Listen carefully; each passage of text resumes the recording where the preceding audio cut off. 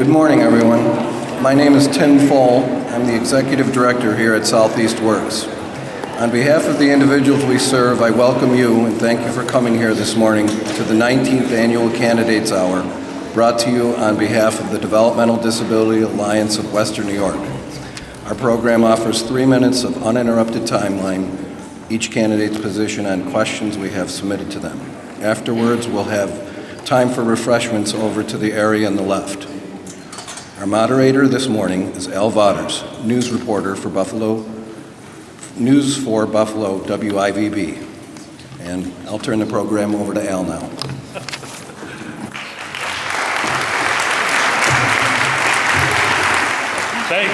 Thanks, Tim. Good morning. How's everybody doing? I had to do that to get the cobwebs out myself, believe me. We want to welcome everybody here. I guess this is one of our larger crowds, and I will just say from the outset, we have an equal number of R's and D's up here. But as most of you know, and most of you who know me, have seen me, know that when it comes to folks with developmental disabilities, that is where we are not impartial. The reason that the folks are here is to hopefully raise some of their sensitivities, and some need it more than others, as far as the needs of folks with developmental disabilities. So let us begin. Thank you very much, and it's nice to have you all here for the Candidates Hour. This is the 19th Candidates Hour, and it's my honor to be asked for the second year in a row. We hope that all of you noticed the hundreds of flags that have been planted along the entrance of the building. Each of the 1,002 flags represent an individual with lifelong developmental disabilities right here in Western New York waiting for an appropriate residential option. Of the 1,002 Western New Yorkers, 252 need placement as soon as possible, and there are no options for them. It's been said that a person needs to be essentially homeless to get placed, and it's likely it may not be the most suitable placement. There has been no building of residences for several years, and there are currently no plans to do so to meet this critical need. The number of individuals waiting statewide exceeds 12,000. I'll say that again, 12,000 folks in need of residential placement, and it continues to grow. How is that acceptable? It's essential that the resources are available that ensure quality of life and individual choice in order to support these individuals to live a full and enriching life. All people need to be supported, respected, and valued. The candidates will have 3 minutes of uninterrupted time to address their issues, particularly those issues pertaining to individuals and their families with developmental disabilities. Our timekeeper is Shannon. Where's Shannon? Stand up, Shannon. We all want to see you. There you go. And today, Shannon is the enforcer. She has a stopwatch, and each candidate will get a sign displayed letting them know when they have 2 minutes left, 1 minute, 30 seconds, and when time is up. With that being said, let's begin. Again, we want to respect everyone who's up here, give them 3 minutes uninterrupted, and as I was telling one of the candidates, you know, we're all here to hear what they have to say. So our first candidate that we are going to hear from is the Honorable Tim Kennedy, the Democrat candidate and incumbent from the 63rd Senatorial District.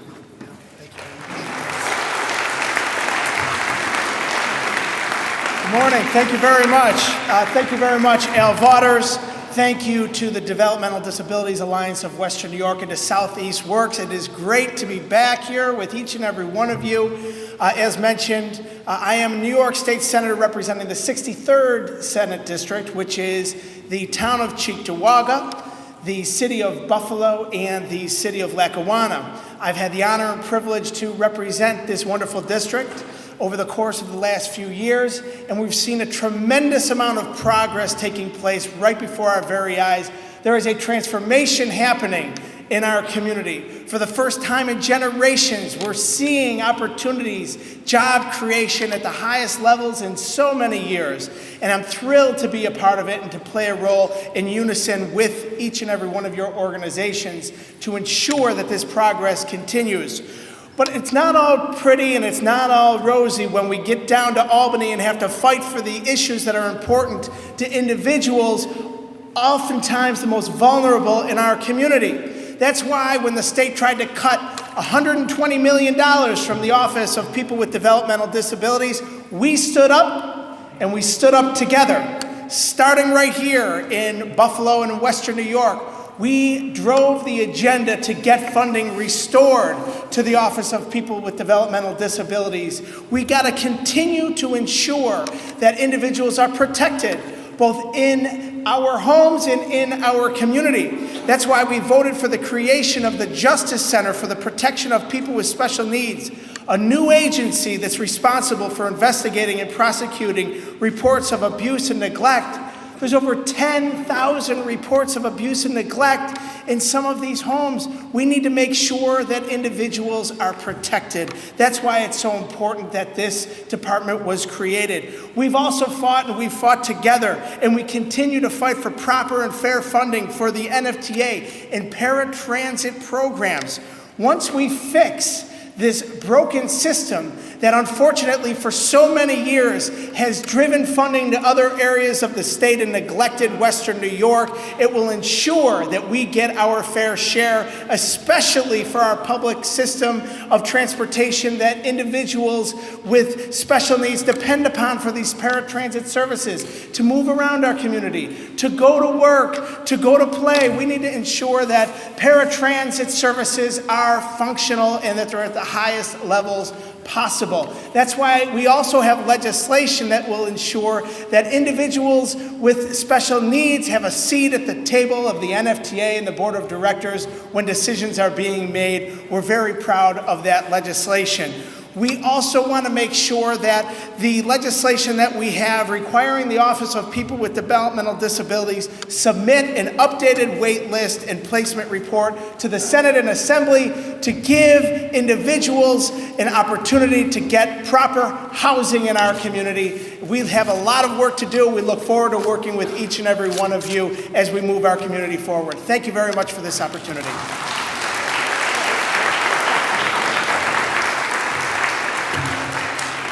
Thank you, Senator Kennedy. Our next candidate, Ricky Donovan, Republican candidate for the 63rd New York Senatorial District. Good morning, everybody. Thank you, Southeast, for having me here today. I'm also the conservative candidate for the 63rd District. I got into the race because I wanted to repeal the SAFE Act. This is a law that is unconstitutional, a law that Governor Cuomo put into act within 72 hours, and it makes legal citizens illegal. It makes, well, I guess I have to say is that the SAFE Act is going out and taking legal citizens and making them criminals by saying that their guns are no longer legal. This is wrong. I'm also against Common Core. Common Core is a federal law now that wants to label each and every one of our children. And they're going to do this by grade point average. What does that mean for the disabled people? We need to take a look at that. I also want to do for the city of Buffalo is build a trade school that encompasses CNC machining, electrical trades, and robotics. The children in the city of Buffalo need trades. There isn't enough trades out there for all our children in the city of Buffalo. Also, for the college students of New York State, there's a lot of college loans out there that were 10, 12, 13% rates. Governor Cuomo said he wanted to give illegal immigrants free college. I would like to take that money and use that to lower all the interest rates for college loans for New York State residents down to 1 or 2%. Now I'm here today, I'm a little nervous, and but I want to tell you that I'm truly about America. I'm a veteran. All you people out there, I will do everything possible I can to give funding for the mentally disabled, for the disabled. There's no reason why that this state should cut workshops down for the mentally and physically disabled, and that's what they're doing, and that's under Governor Cuomo.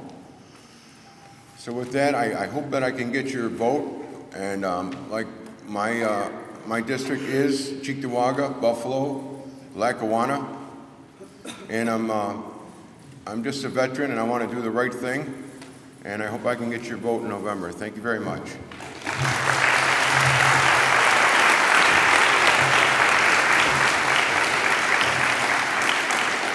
Thank you, Mr. Donovan. Our next candidate, the Honorable Brian Higgins, Congressman from 26th Congressional District. Well, thank you very much, sir. Well, thank you very much. And thank you, Southeast Works, for the extraordinary work that you do, the caregivers and the clients of these great agencies that support this very, very effective umbrella organization to advocate for you locally, statewide, and nationally as well. Individuals with disabilities and their families that love them face steep challenges. While we continue to make progress, the federal government must do a better job in being a better partner to you. There are several steps that we're taking to address these issues. Cost savings. I am a proud sponsor of the Achieving a Better Life Experience Act, the ABLE Act, a bill which would create tax-free accounts for individuals with disabilities to cover expenses such as education, housing, and transportation. This sensible legislation allows for families to set aside money for basic needs without the fear of losing Medicaid eligibility. The bill currently has enough sponsors to pass in the House, and I urge leadership to bring this issue to the floor. You okay there? Some in Congress even support giving recipients vouchers and sending people out on their own to negotiate with insurance companies. This would be a huge step backward. For nearly 50 years, Medicare and Medicaid has worked to provide a safety net, delivering on the promise of needed health care service, and we will continue to fight to preserve this program for the next 50 years. Access to service. In January, the Social Security Administration announced plans to close the Amherst field office, creating serious access problems for those who rely on Social Security benefits. This is a local example of a disturbing national trend by the Social Security Administration to arbitrarily close offices without community input or a clear understanding of the impact it will have on the populations they were created to serve. I stood with People Incorporated and others affected to push back on this closing. I've also introduced the Social Security Administration Accountability Act, which focuses on providing needed transparency and communication between the Social Security Administration and the communities they were created to serve. A great deal of the national debate has also taken place about increasing the minimum wage. I am a co-sponsor of the Fair Wages for Workers with Disabilities Act. Many of our toughest fights aren't half as difficult as the struggles that you face and your caregivers face each and every day. But I assure you that we're not afraid to take on the tough fights on your behalf, and we are here to work with you and for you on the issues that matter most. Thank you very much for your participation.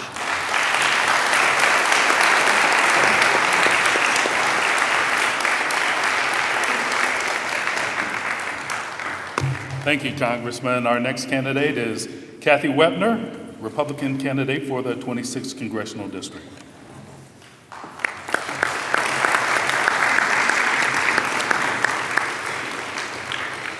My mom had rubella, German measles, during the German measles epidemic, and my little brother was born, and he was born hearing impaired. They called it deaf back then, and he was born without pupils and glaucoma, and they were able to draw the pressure in his eyes, and his pupils came around, and he's legally blind. And my mom was the fiercest advocate for him. He was the first child mainstreamed in Williamsville. He was the first child with disabilities that St. Joe's accepted, and he applied to St. Bonaventure, graduated cum laude, and all with my mom's just fierce advocacy. Today he is a lawyer, And I've lived the life that every mother who has a child, watching my mom advocate. And without advocacy, my brother would not be where he is today. I also have 3 children that had IEPs, and I was in the school constantly, getting an appropriate education for them. So when I look out at everyone here, we all have the same knowledge that every single person is valuable. I am pro-life because I know that. And every single person has something great and great gifts to bring to the world. When my little brother needed speech therapy 5 days a week, my parents did not have the money. The insurance cut 3 days a week out, and he needed to be at Children's Hospital every single day for speech therapy.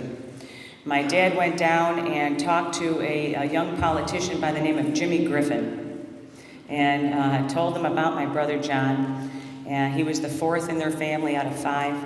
And Jimmy Griffin called him back and said, I want you to write a letter to this person. And he had my dad write a letter, and government kicked in, and my brother got all of the speech therapy that he needed.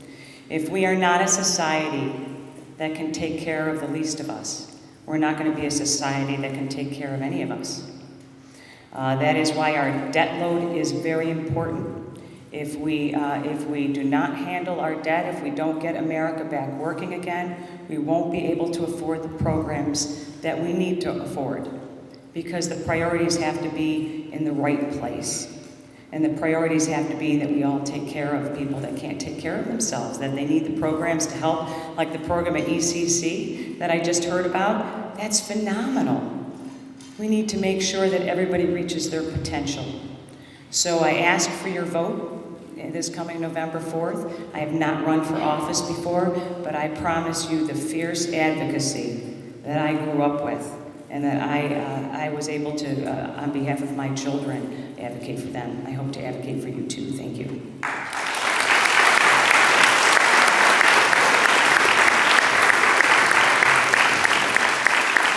Thank you very much, Ms. Webner. Our next candidate, Jim O'Donnell, Democratic candidate for the 27th District.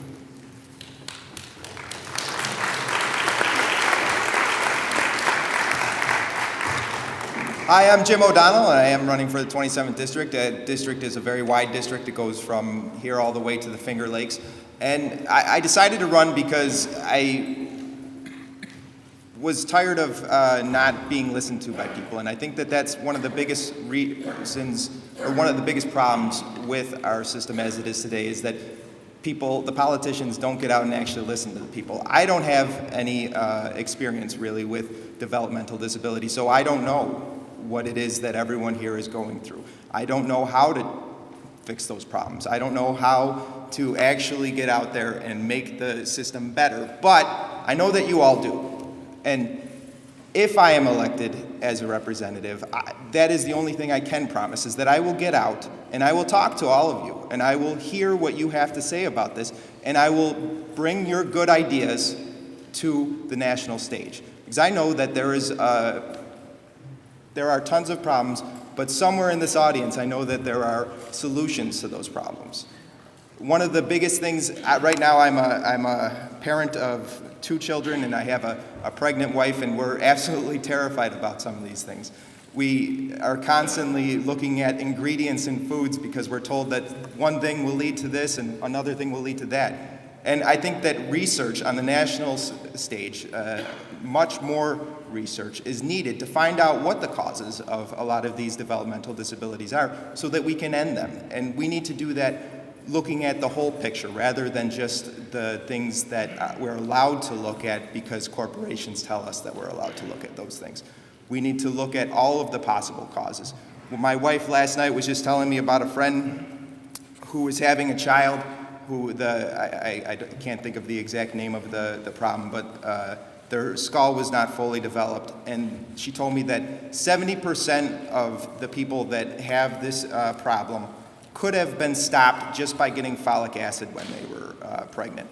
Now, if this it's an easy solution such as that. Why is it not being taken care of? And the reason is that there's not enough resources going into education, going into telling parents what they can do to solve problems for the future. If we put half of the amount of resources that we put into sending people to war that we do, and if we put half of those resources into actually trying to prevent ailments, we would have a much better or much more able society. I'm running for the 27th district, and I hope that I get your vote. Thank you.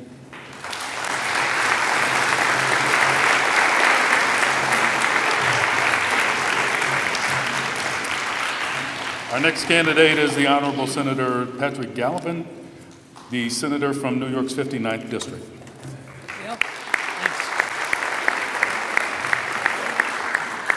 Thank you, Al, and thanks to all of you for welcoming us today. Thanks to Tim and everybody here at Southeast Works for the work that you do. My family has been a beneficiary, and I really do appreciate what the staff does, and then what everybody who participates here, what you add to the community, and what you add to the advocacy for the issues that we are all concerned about, whether it is you, your families, your friends in our community. It's important to all of us. The candidates for state office, and I actually represent Southeast Works. We are sitting in the 59th Senate District, which includes Depew, Lancaster, Southern Erie County, and then I stretch out and I go over to Monroe County, cutting across 4 counties, and the issues are the same. And then when we go to Albany and we talk to people that advocate for the issues that are important to all of us, they are the same. And we had been asked to address questions in 4 particular areas: funding, housing, employment, and transportation. And what's really quite interesting, Al was making reference to the flags outside, the 12,000 people that are waiting for housing, and asked, how is this acceptable? The simple answer, it is not.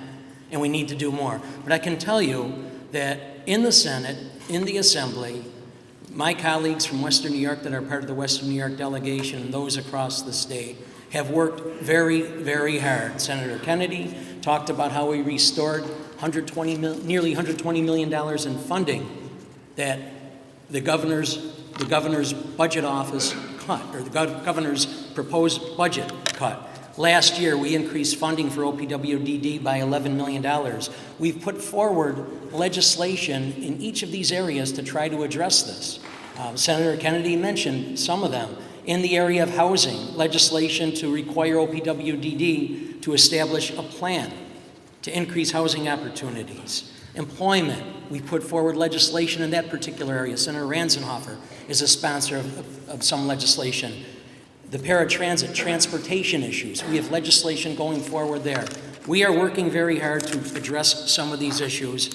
And I couldn't help but notice 2 very quick areas. In the area of employment, the governor has put forward a plan called Employment First Commission, and it's admirable. It addresses part of the issue. It doesn't do enough. It completely ignores the workshops and the need for workshops and OPWDD's plan to close them, and OPWDD's plan to completely ignore the needs of the over 21 population. The other comment that I wanted to make, and I think you can help in this particular area, you look up on the wall what you've prepared for us, and you see over there the no more waiting, critical need now, but the governor, remember your promise which he made to ensure that critical programs receive adequate funding to protect vulnerable children and families. We must make sure to hold them accountable to that. We are working very hard in the legislature too, and we ask for all of you, please continue your advocacy, letters, phone calls, emails, not just to us, the governor as well. Thank you.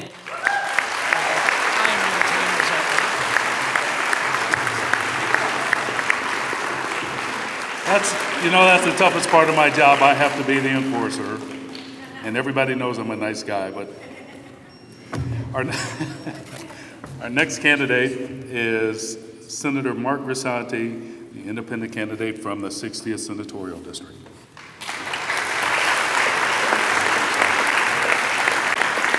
Thanks to Al, Donnie, Southeast, and most important, you here and those at home that are going to watch this on TV in the future. as Al said, look for me on row E, the Independence line.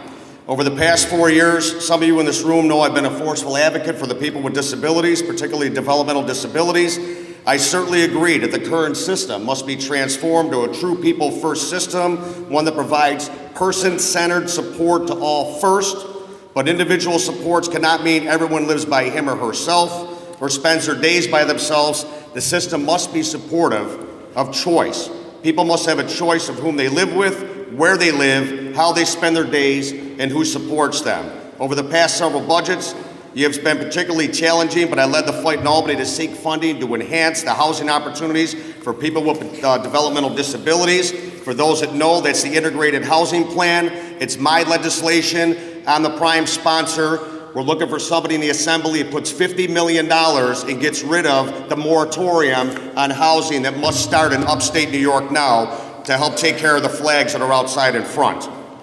We also have fought for budget cuts, would have made it more difficult for individuals with developmental disabilities to live fulfilling lives in the community. In particular, as was mentioned, the $120 million cut, we went ahead and made sure that we put that back in and supported the legislation that was passed and signed into law by the governor, ensuring that if the proposed $90 million in administrative savings were insufficient, additional resources would come to those that need it. We also took care of the workers that help out with people with disabilities by the 2% COLA to help them to have a better salary and a better lifestyle. The Nurse Practice Act exemption expansion also helps out. You talk about employment, the Inspired New York Employment Tax Credit to get those with developmental disabilities working, whether it's part-time or full-time. The Integrated Employment Plan is another avenue that we're moving forward. The People First Act identifies gaps in support and services by regions in this state.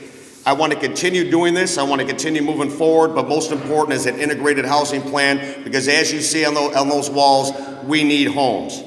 We also have legislation of teaching the history of people with disabilities in the New York school system. I'm also a sponsor of that, and expanding the definition of caregiver. And as far as the transit, I was at the meeting and fought not only to expand and keep the route in West Seneca, but often more options for transit accessibility. I know and I am concerned that at times state and federal officials are pursuing a one-size-fits-all model that is not appropriate. Let me assure you, I share your vision on this.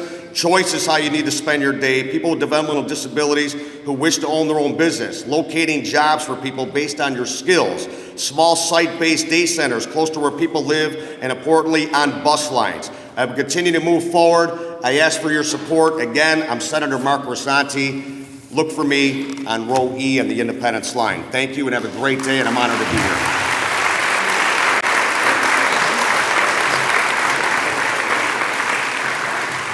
Thank you, Senator. Our next candidate, Mark Panapento, he's the Democratic candidate for the 60th Senatorial District. Thank you. Pleasure. As Al said, I'm the Senate candidate in the 60th Senate District. I'm running as a Democrat and Working Families Party candidate. It's a crazy district. It runs from the North Grand Island Bridge down to Brant, 40 miles of waterfront property. I get into this race because I believe that individuals can make a difference. And I've got a number of issues that are important to me. One of them is passing the Women's Equality Act, which, I'm the only candidate in the race which wants to pass. And raising the minimum wage to a living wage. And when you talk about the living wage, let's talk about sheltered workshops. I've got a personal experience. 20 years ago, I worked to help organize sheltered workshop workers as a union organizer. I know the difficulties that caregivers have in working in sheltered workshops, and we need to make sure that they're provided with the wages and benefits so they can provide your families with the opportunities they need. We also need to work to improve the wages of the people working in sheltered workshops. And there's just been legislation, that's been put forward on this, and there's been a lot of study that we are not doing the right thing for the people working in sheltered workshops. This is also a personal issue for me. My wife's oldest sister is 55 years old, and she has been in a group home in Massachusetts for 30 years. And she has significant developmental delays, and she is a happy individual in that group home. And her mother, my deceased mother-in-law, was a tremendous advocate for her daughter and fighting to get her out of state facilities and into the group home structure. It is a disgrace that in New York State, with a budget surplus, that we have 12,000 people statewide waiting to get into group homes. That problem needs to get fixed, and it can't get fixed with a scattershot rhetoric. We've got to focus on creating those opportunities for people to get into group homes, because that is the number one thing that makes a difference in a developmentally disabled person's life and for their family, is to have that opportunity to live in an independent setting. In my neighborhood in Buffalo, there is a group home right around the block from me. And I make it a point every year when I go out during political season to stop there, to engage those voters, and to make them feel like they're part of the process. That's why I came here today, and I've learned a great deal about these issues from my wife and from her family, so it's a personal issue. I promise you, when you elect me to the state senate, that I will make it one of my priorities to fight for expanding opportunities and building group homes in Western New York to fill the needs of those 12,000 people statewide. Thank you very much.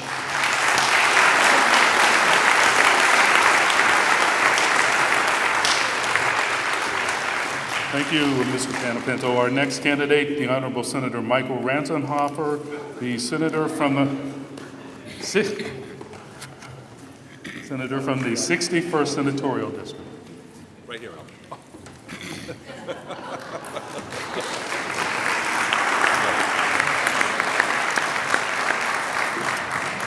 Well, good morning, everybody, and thanks to Southeast Works for hosting this candidates forum. This is a very important opportunity for us as candidates to talk about some of the things that are important to you. My name is Mike Ranzenhofer, and I am your state senator for the 61st District. Like many of the districts, it's a very big district covering Erie County towns of Amherst, Clarence, and Newstead, all of Genesee County, going as far as into the city of Rochester. And this is also a very personal issue to me, because it's not something that we should just read about, but it's something that we should live. And I've had the opportunity of meeting with many of you and your caregivers, not only in my office, but traveling to your homes and meeting with your families. I've also found it important that not just to see how life is at home, but I've taken the trouble to visit Lifetime Assistance and Goodwill Industries, which are places which provide tremendous opportunities for people with special needs and disabilities to work. As was indicated earlier, I am the prime sponsor of legislation to help people with disabilities find employment. And I'll just tell you a very brief story. There was a woman who I know very well. She told me that her daughter had just gotten laid off. And she said, "Senator, what are you going to do to help my daughter find employment?" So what we did is we introduced legislation. I am the sponsor of that legislation. It was passed this year by the Senate and the Assembly and is waiting for the governor to sign it. And what this does is this gives a tax credit to a business who hires somebody with a disability. Very, very important legislation which will help the people that are sitting in this audience find and keep employment. So not only do we have to listen to what you tell us, we also have to act on what you tell us, and we have done that in a very bipartisan manner. One of the things which is also very important and was alluded to earlier is homes. One of the very first things that I learned when I became a senator is just the great number of homes and people that are on the waiting list to get out there. We must work across the aisle very diligently to convince the governor that it's a priority. The people sitting up here, the legislators, the senators, the Assembly men and women, and the candidates are all in favor of that, but we must unite, and we need your help to convince the governor to reverse that policy that we must build more new homes. The moratorium has gone on for too long, and it must stop right now. I can assure you that if you re-elect me to the state senate, I will continue to listen to what you have to say. I will continue to advocate on your behalf, and I'll do my very best to represent people's needs with people with special needs and people with developmental disabilities. Thank you very much for allowing us to do that.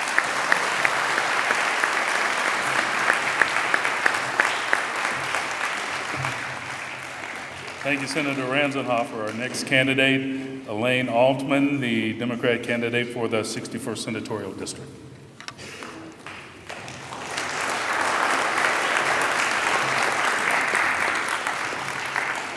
Good morning. I'm very proud to be here with you.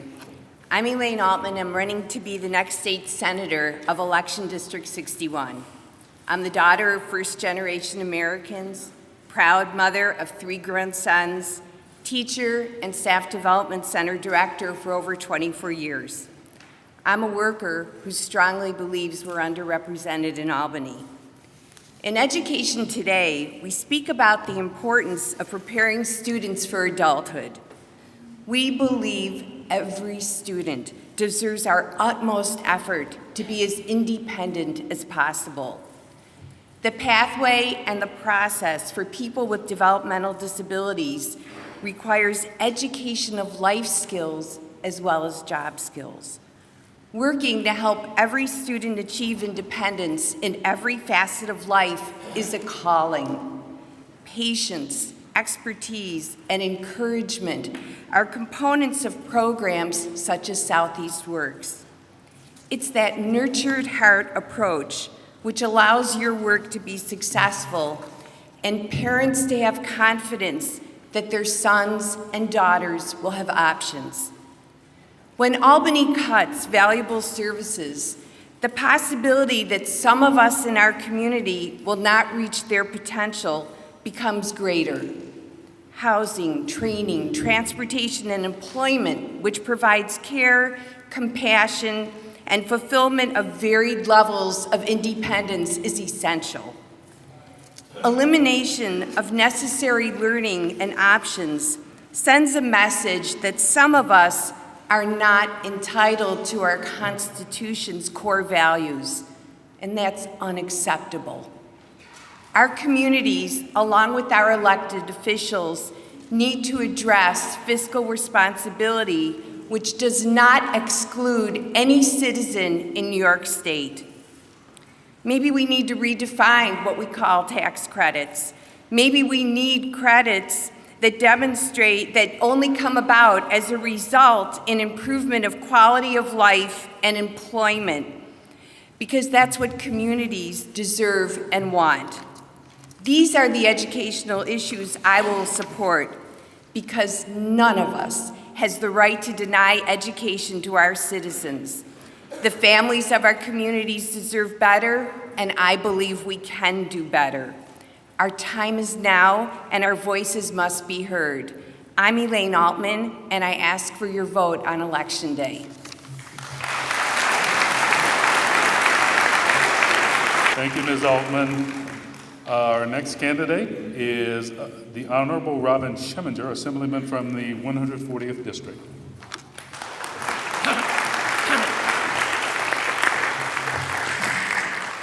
Thank you, Al. When you stand for re-election, as I am, you have an opportunity to give an accounting of your service for the term of office that you are completing. And so, since the voters last elected me 2 years ago, I have worked full-time as a member of the State Assembly. I've traveled to and from Albany every week that the Assembly has been in working session. I have attended every working session, never missing even a single vote on the floor of the House. And I have cast a vote on behalf of my constituents on every single one of the over 1,600 bills that were considered on the floor of the Assembly during this term. I've written new laws that have improved the quality of life for our senior citizens, laws that respected our veterans, laws that have given greater flexibility to our local governments. And I've written bills that have strengthened our criminal laws, that have allowed ordinary citizens to fight back in the face of regulatory overreach, and bills that give a helping hand to those in need. And I've co-sponsored bills that protect against child abuse and domestic violence and enhance our environment, and that give all children a fairer shake to get a quality education. And during this whole term of office, my local office and I have given assistance to literally thousands of our constituents. And during this past 2-year term, I've always been guided by the best interests of the people I represent and the principles that I adhere to as I cast my vote and as I navigate my way through the legislative process. You know, my overarching goal is to make New York State a more hospitable place in which to live and to grow and to operate a business which employs people, because my eye is always on the impact that the decisions we make in Albany have on our job creation climate, on our economy, because it is when we have a healthy economy that we have the resources to help those in need. In conclusion, I want to thank the sponsors of today's event. I want to thank the candidates who are willing to step forward into the arena and serve the people of their communities. And most of all, I want to thank you who are listening and you who are watching, because an informed electorate and an engaged electorate is the key to a healthy state and a better future for all of us. Thank you.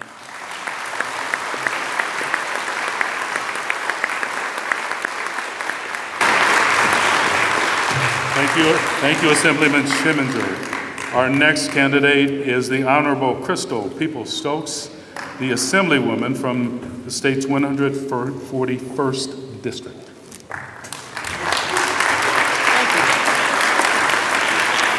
Thank you very much, and good morning. Let me start by saying to God be the glory for all the great things He has done.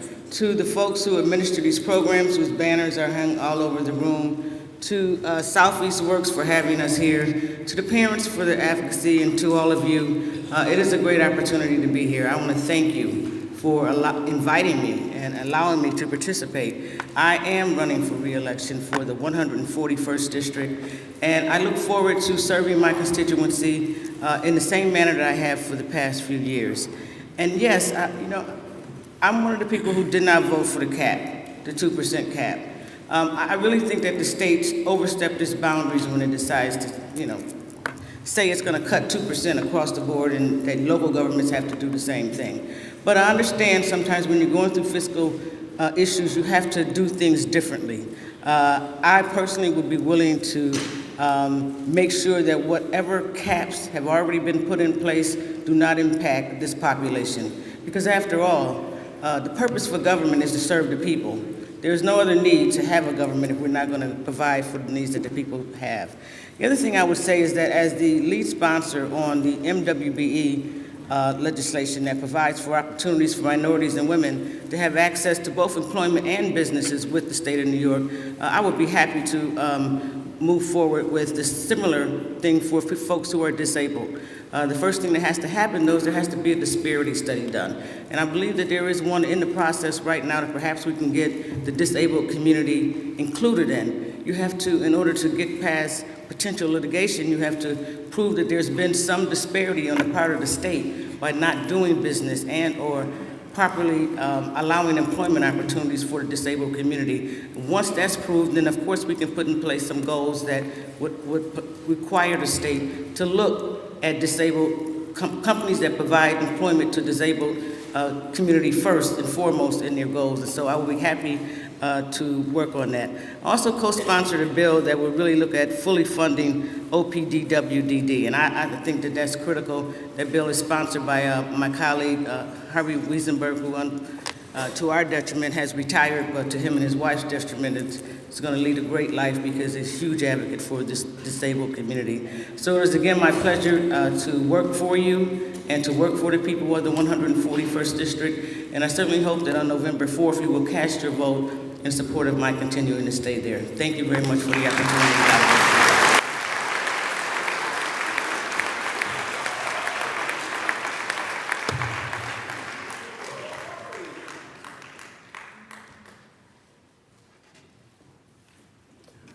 Thanks, Assemblywoman. Our next speaker is the Honorable Michael Kearns, the Assemblyman from the 142nd District.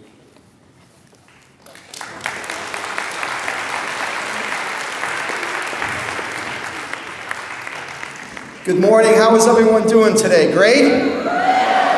Okay, we're going to give you an exercise. I'm going to talk a little bit about my 2.5 years of service, but we're going to make it real quick. My name is Michael Mickey Kearns. You may know another Mickey, my friend in Florida and California. And when you talk about this isn't a job for me. This is my life. This is my passion with my family. And it's very simple. One, when we talk about a spending cap, you deserve the money. There's a commonality between all the things that you're looking for, and it's money. You deserve that money. We just got a windfall of $4.2 billion. We have enough money to give corporations great tax cuts, but we don't have enough money for you. That's wrong. The second thing is, when you're looking for is, we're talking about the aging out process and aging parents. You know, Barb is here, and Barb will hold these events. And what I'm saying today, and to you at home, we don't need any more tears at these events, because when you go to these events, if you're not crying when you find out what these families are going through, you're not human. We don't need more tears. We need more housing. It's as simple as that. Paratransit, I got my good friend Michael out there and BJ. Those guys fought to get paratransit back to the DDSO. And I was in a meeting, and someone had the nerve to say that paratransit was like a concierge service. And I got really upset about that. You want to see me get mad. A concierge service. We fought and we got that back. And the last thing is employment. How the heck can you be integrated into society and be part of what we're trying to do without a job, without employment? You know, and I know, that you have the highest unemployment rate out of any group that we know. So this is what I'm asking you for.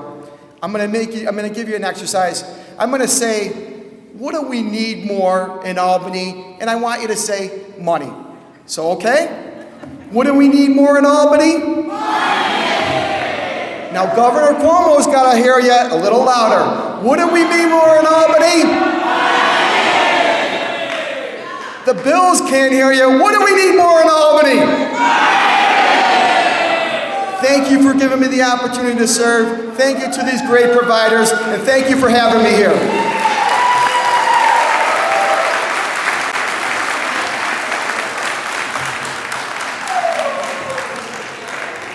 Thank you, Assemblyman. Our next candidate is Angela Wozniak, the Republican candidate for the 143rd Assembly District.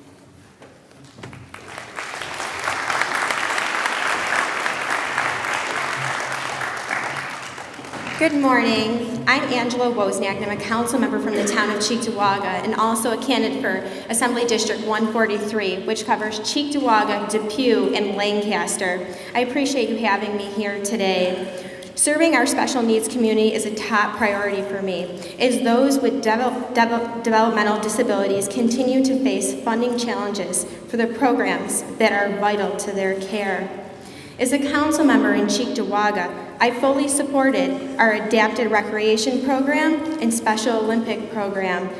If elected, I will continue to make a tireless effort to fight on your behalf. I will be a fierce advocate for your cause, as I truly believe we must do more to serve our developmentally disabled community. We know you need housing, you need transportation, you need funding, you need employment. I will fight for you, and I will make a tireless effort. Thank you so much for having me.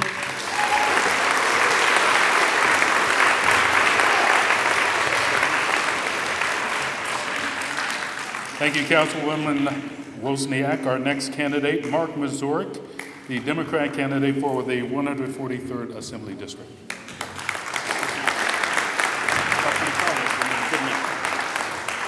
Thank you, Al, and thank you, everybody, for having me today. My name is Mark Mazurik, and I'm running for the 143rd Assembly District, which encompasses this town right here in Depew. I've spent the last 20 years raising a family and working regular jobs like most of us in this room have done. What I'd like to bring to Albany is more of a business sense and an empathy for the people of this district and of the state as a whole. One thing I'd like to say about how this is going to go with folks agencies that take care of folks, that contribute to the lives of folks with special needs, what I'm going to tell you is that those agencies will always have a friend in me. And it comes from a personal level. As I mentioned, I've been in business for the last 25 years. We use the services of special needs folks. While operating the administrative building up at Praxair in Niagara Falls, the crew of young men and women there that come in every day at 4:30, they get the vacuuming done, they get the garbage collected, they have a good time doing it, they're out of there at 5 o'clock, they're efficient, they're good for the business, and we think that we're good for them. While working at Mental Aid, we had an issue a couple years back where it was a mistake of one of the folks. We mislabeled some of the soft lips. We also engaged the services of special needs folks, and we had them relabel 10,000 pieces of soft lips. They turned this around in 2 weeks. They worked with us 12-hour shifts to get this done. We made an order with Walmart. It was a great opportunity for the folks that helped us, and it was a great opportunity for us at Mental Aid. On a personal note, I have one of the members of my close campaign team is a young man with special needs. Brandon was born 19 years ago. He was oxygen deprived when he was born, and he's lived a life with special needs. One of the things that I've seen groups like this do for them is provide hope. The hope that it gave to his parents. When they brought him home from the hospital, you could see the despair in their eyes. Over the last 18 years, Brandon has turned into a fantastic young man and is helping me quite a bit with my campaign. He's skated at the Odd. He's competed in the Special Olympics. He's been to school these last 18 years. He's been gainfully employed for the last 2 years. He's had his ups and downs. He wasn't very good at marking groceries at the grocery store. He wasn't very good at filling tartar sauce containers, but he's found his niche, shredding documents for a company right now. So the two things I want to leave with. First of all, the folks that provide services to people with special needs will always have an advocate in me, and what we need the most here in Western New York is hope, and I will help bring hope back to Western New York. Thank you.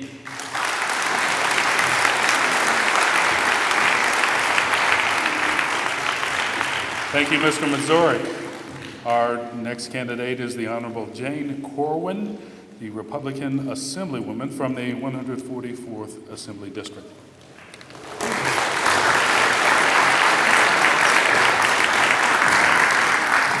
Well, good morning, everyone. Thank you so much for having me here today. I'm Jane Corwin. I am the Assembly Representative for the 144th Assembly District.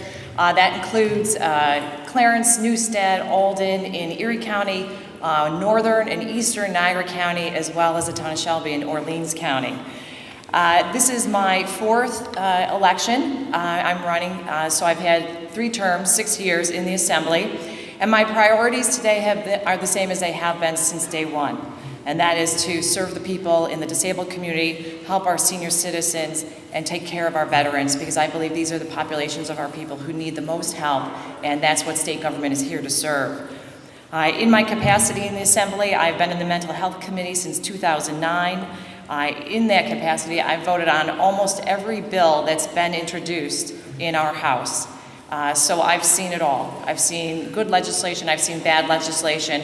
Being on the Mental Health Committee, I've had the ability to really weigh through what is necessary, what we need, and what is bad legislation, and that's only going to hurt people. One issue which has been brought up, of course, is the $120 million cut to the OPWDD budget, and I want everyone here to know that I voted against that. And when it became clear that it was still going to pass our House, my colleague Ray Walter and I in the Minority Conference, we helped to sponsor what we call a hostile amendment to try to restore that funding. So we did everything we possibly could to make sure that that cut didn't go through. And in doing so, we helped to raise awareness that it was out there, and at the end of the day, we finally were able to restore that. I've also, as a sponsor on the People First Act, and certainly gotten that through committee. But I've also worked to help support wage increases for workers, because I know, talking to all of the advocates, how tough it's been for the people who are there working with our disabled family members, knowing how tough it is for them because they haven't been able to be supported with increases in their pay.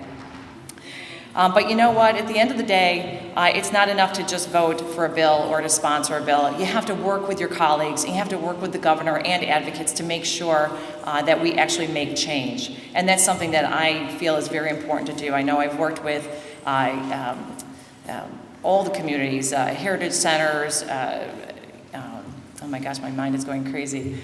Summit Education Services, Donnie. We meet with Donnie on a regular basis, and I do everything I can to make sure that we understand what the issues are and what matters to people in this community. And I look forward to continuing to do that, but I do look for your vote come on November 4th. Thank you so much.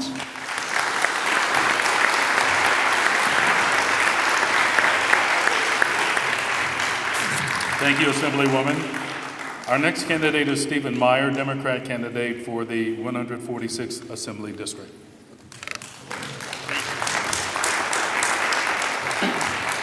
Good morning, neighbors. How are you all doing? Good. I'm doing well myself. My name is Stephen Meyer. I'm running for the 146th District of the New York State Assembly. It covers the towns of Amherst and Pendleton. And I'm running because we need more honesty, transparency, and accountability from our elected officials. Don't get me wrong, New York State is a great place to live. We have a very vibrant and impressive history. However, over the past few years, we have also seen some tough times. The issues facing our state as we work our way out of the recession are serious and deserve dedicated public servants who will work for the people, not for the special interests. We all deserve better, especially the developmentally disabled and their families who do not have armies of high-paid lobbyists to wine and dine legislators in an attempt to get results. I'm running because I want to work for them. I want to work for you, for average working, hardworking, and honest Western New Yorkers. Those are all nice words, and a lot of politicians will give you those words to get elected, but a lot of them don't put their money where their mouth is. I'm putting my money where my mouth is by being the only candidate in this race to reject campaign contributions from corporations and their lobbyists, because we work too hard for our money to allow our representatives to be bought by a special interest. As New York State continues to work towards getting its fiscal house in order, it is critical that we draw a very defined line in the sand and say that we will not balance the budget on the backs of our most vulnerable citizens. Last year, we saw an attempt to institute massive cuts to our nonprofit providers of services for the developmentally disabled. In the Assembly, now retired Assemblyman Harvey Wiesenberg led the way and got every single member of the Assembly to co-sponsor his legislation restoring that funding. The people spoke and the governor heard. If elected, I would continue to fight to ensure that organizations such as this have adequate funding and support to continue the transition to integrated living settings so that individuals with developmental disabilities can play an active role in our communities. We also need to work to ensure that individuals have adequate employment opportunities and job training so that they can live the fulfilling and productive lives that they want to live. Because I firmly believe that work is one of the most rewarding things an individual can have in their life, and everyone should have that opportunity. I'm running because we deserve better from our elected officials. We deserve representatives whose only boss will be the voters, and that's exactly what you'll get if you give me the chance this November 4th. Thank you all for your time, and let's keep fighting for a better New York, for a New York where nobody is left behind. Together, we can achieve our goals as long as we stand up as a unified people with a unified voice and tell Albany that we are ready for a fresh start. Thank you all.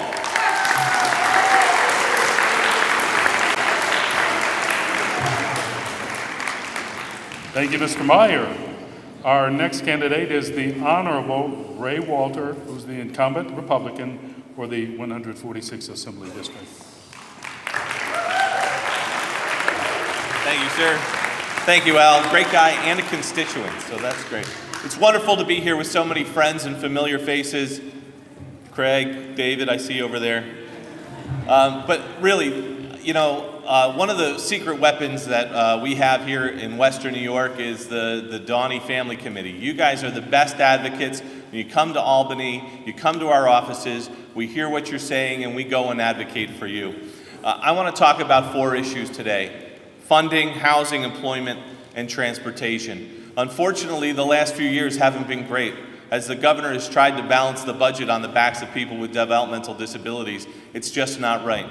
Many of you saw the debate on the floor last year regarding a budget amendment that we tried to put forth to restore that $120 million cut that the governor had proposed to our great service providers like Southeast Works. Right, we couldn't stand. We stood up and we fought for you. We were your voices in Albany, and we had a passionate debate on the floor. calling out the governor, calling on our colleagues to make sure those cuts didn't go through. Unfortunately, at the budget process, they did. We did go back and restore them, but from what I'm hearing from some of those service providers is that money's still not here, and we're still waiting. And we need to make sure that money gets to those service providers, and we will. We'll make that happen. Housing, I'm a co-sponsor of A5894, which requires the OPWDD to produce a list. Let us know how many people are on that waiting list for housing. Who needs housing? Where is it needed? We can't create a plan if we don't know what the need is. And we know that there's 12,000 people out there waiting for housing, but we need to see something from OPWDD, and we need to hold them accountable for the services that they're not providing. And unfortunately, we're still waiting. Employment. I've co-sponsored bills to create tax credits for our employers so that people have jobs. People with developmental disabilities can go to work, can get the jobs that they need, so you can be integrated into part of the community. But unfortunately, there aren't those jobs out there, and we need to create them. We need to have available jobs for people with developmental disabilities to go and be part of the community. But not everybody can go out to work at Tops or Wegmans or Denny's. It just isn't available to every single person. We need to have some sort of shelter workshops, and unfortunately, OPWDD is hiding behind the Olmsted decision and saying, we don't need sheltered workshops, we need people out in the community. Well, that just doesn't work for everybody. You know, not everybody is the same. Everybody has individual and special needs, and we need to make sure that everyone is accounted for, not just a few. And finally, transportation. We've been a strong advocate to get more funding for the NFTA. I held the Department of Transportation Commissioner accountable during budget hearings. Serving on the Ways and Means Committee, I sit on those budget hearings and I hold those officials accountable. I'm there advocating for you, making sure that they get the funding to the NFTA and to Western New York that we deserve, and so that you have the availability to go to these jobs that we need to have for you to be integrated into the community. If we don't have the funding, we don't have the housing, we don't have the employment, we don't have the transportation, you can't be integrated in the community, and we're failing to do what the ADA and the Olmsted decision wanted, and that was to get fully integrated into the community. And I'll continue to support you. I'll continue to support you in Albany, and I'll continue fighting for you. I hope you'll fight for me. Thank you.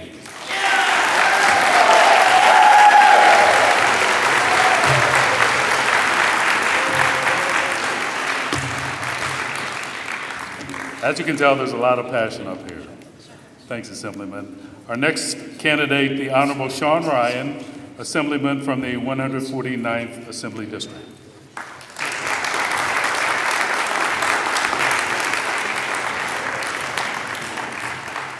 Good morning, everybody. So we're getting to the end of the list, and it's great that everyone's here today participating. Let me tell you a little bit about my background. I think backgrounds are important for the people that you elect and re-elect. I'm a lawyer by trade, and as a lawyer, I represented disabled people who were denied housing. I helped disabled people sue landlords who wouldn't make accommodations to their housing so people with physical disabilities can remain in their apartments. I also spent a good chunk of my career working for the Learning Disabilities Association. I come out of the human services field.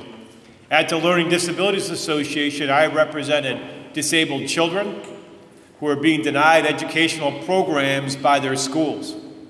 It was hard work, but it was very fulfilling because there's nothing like the experience of working with a family who is really getting the short end of the stick and letting them know that in New York State they have rights, and I'm going to work with those families to help them assert their rights. So when I was at the Learning Disability Association, I met a tremendous group of gifted people, and those gifted people were the self-advocates. It was amazing that the work that the self-advocates did in our community. So when you become elected, you bring all that with you into your new job.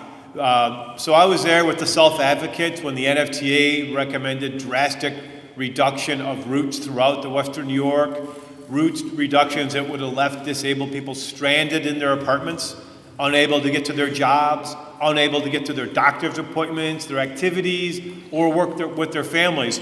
but we joined together, sometimes in a very loud voice, but we succeeded.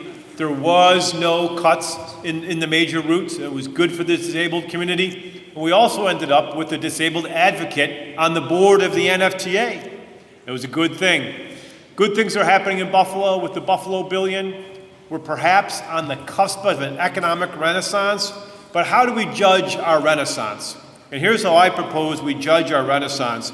We judge it by who is being benefited by that renaissance. We should measure the success of that program by looking at and seeing, will the renaissance help child poverty rates? Will they help the general poverty rate in Buffalo? And will it help bring down the unemployment rate of the disabled?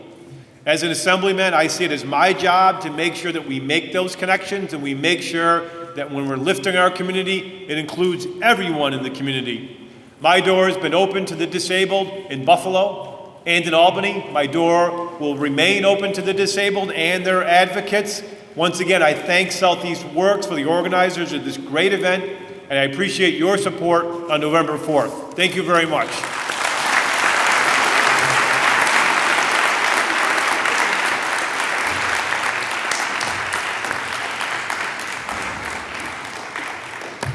Thank you, Assemblyman. Our next candidate is the Honorable Chris Jacobs, the County Clerk for Erie County.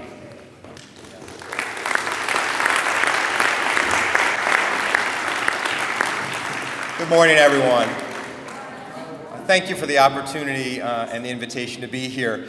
My name is Chris Jacobs, and I'm the Erie County Clerk. It's an honor to be here. I was here 3 years ago when I was running for County Clerk, and it's great to be here again. What does the County Clerk do? A variety of things, but most notable is we run the auto bureaus throughout Erie County. And of course, one of the things you get in an auto bureau is your driver's license. But another thing we issue, and we've tried to be more aggressive in this, is non-driver identification. An identification that someone can get a governmental ID, a legal ID, for a non-driver. Hopefully some folks in this audience have obtained that. We also have, you've heard of enhanced driver's licenses. We now have enhanced non-driver IDs. And those are the same as an enhanced driver's license, although you can't drive. But what you can do with that document is get across the border to Canada. So it's something we're telling a lot of people about, and I'm happy to talk to you about it here. Since I've been the county clerk, I have tried hard to increase the accessibility of the clerk's office to the residents of Erie County. Simply, we have tried hard to bring the clerk's office and the auto bureaus to the people. And we have especially tried to do this with constituencies that may have a particular challenge in accessing our standard locations. Such constituencies would be the elderly, veterans, and the developmentally disabled community. I just wanted to mention one quick story on this topic. About a year ago, the Aspire organization came to us with a client that had a problem. She was a woman that did not have an identification.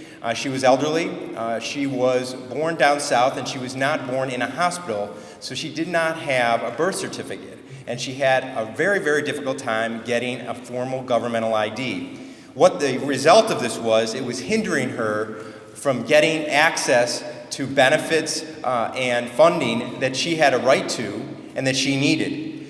So our staff worked with Aspire and this woman. It took some time. It was not an easy process, but we succeeded in getting this individual an identification. And it was the first time in her life that she had a formal governmental identification, and it made a big difference in her life. After that experience, I think it really motivated my staff and me to be more proactive in any way we could be to help in this accessibility issue. I just wanted to close with mentioning a couple things that we are very excited about that we are doing in this regard. I am proud to say that in partnership with the Erie County Office of the Disabled, we are hosting our first disability community outreach event on Saturday, October 25th at our Northtown Auto Bureau on Sheridan. On this day, we will assist anyone who desires to obtain a New York State non-driver identification, that's a non-driver ID or an enhanced non-driver ID, and navigate any problems with identification. The one other thing I wanted to mention is that we're proud to say we've started an online reservation system for our auto bureau. You can go online, make a reservation, and be assured when you're going to be serviced. And there's also an area you can write if there's accessibility issues and needs, so our staff can be ready to accommodate you. We're doing all this to make these benefits accessible to this constituency here. Thank you again for the opportunity. Thank you.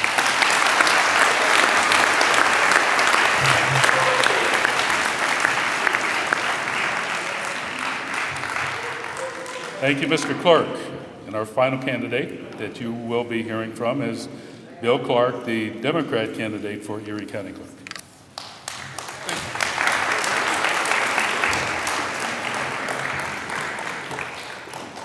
Well, good morning, everyone. I am the last candidate of the day. So I am Bill Clark. I'm running for Erie County Clerk. I live with my wife and 2 daughters in Hamburg. This is the first time I'm running for office, so I'm going to be introducing myself to everybody. Community service is very important to me. I feel like I started my community service when I was 18 and I joined the Marines. I continue that service today where I represent people with mental illnesses and people with developmental disabilities. I know firsthand how the housing issues affect each and every individual that suffers from developmental disabilities. When you can't find housing, you have trouble getting other services. And when you can't get other services, you can't move on with your life. And part of what I do is help people with that.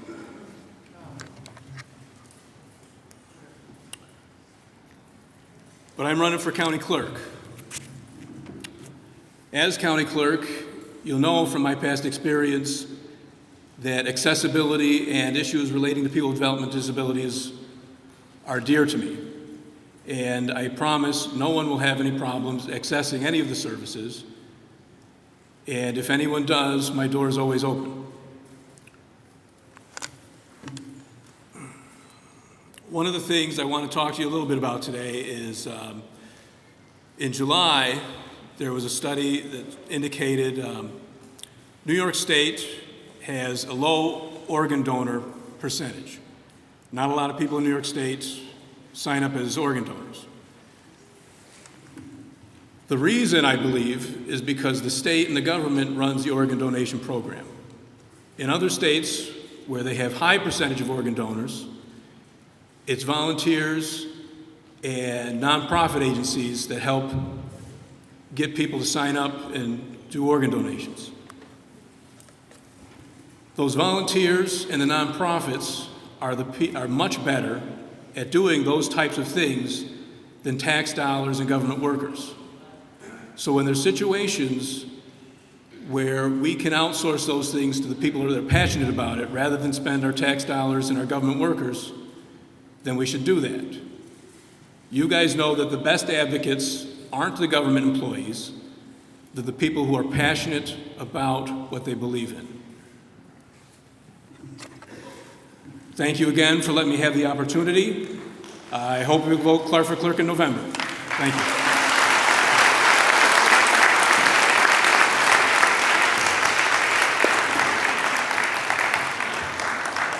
Thank you, Mr. Clark, and thank you to all the candidates who are here. I can truly say that every single one of these candidates who came up here, and you heard from them, had some very good points to make for you. And I'd like to have all the candidates stand, and please give them a very big applause.